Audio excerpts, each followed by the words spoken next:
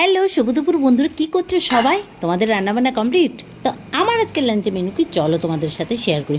তো দেখো এখানে হয়েছে ডাল, অড়হর ডাল, আলু চোখা আর মটর পনিরটা কত সুন্দর লাগছে না। আর ওদিকে ভাত বসিয়েছে, আর এইদিকে হবে চোদ্দো শাকটা বাজার থেকে কিনে আনা হয়েছে। আগে তো চোদ্দো শাক আমরা ওখান থেকে তুলে 14টা রকম শাক মানে রান্না করতাম, আর এখন তো বাজার থেকে কেনা, এখন কোথায় পাবো। তো যাই হোক, নিয়ে এসেছি 200 গ্রাম 20 টাকা। আর ভালো করে শাকটাকে আবার ঝিরি করে কেটে নিলাম, নুন দিয়ে জল দিয়ে ভালো করে 4-5 বার ধুয়ে নিলাম। ধুয়ে এবারে বড়ি আর শুকনো লঙ্কা ভেজে তুললাম, তারপরে কালো জিরে আর কাঁচা লঙ্কা ফোড়নে দিয়ে শাকটাকে দিয়ে দিলাম। এই শাকটাই না রসুন ফোড়ন দিলে ভালো হয়, কিন্তু আমি তো খাবো না, কারণ কালকে আমি কালী পুজোর উপোস করবো। তো সেজন্যই আজকে নিরামিষ রান্না।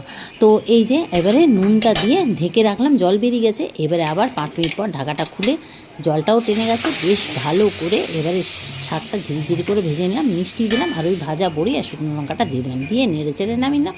ওপর থেকে আরেকটু ছড়িয়ে দিলাম বড়ি। কেমন লাগলো আজকের ভিডিওটা অবশ্য কমেন্ট করবো। তোমরা কারা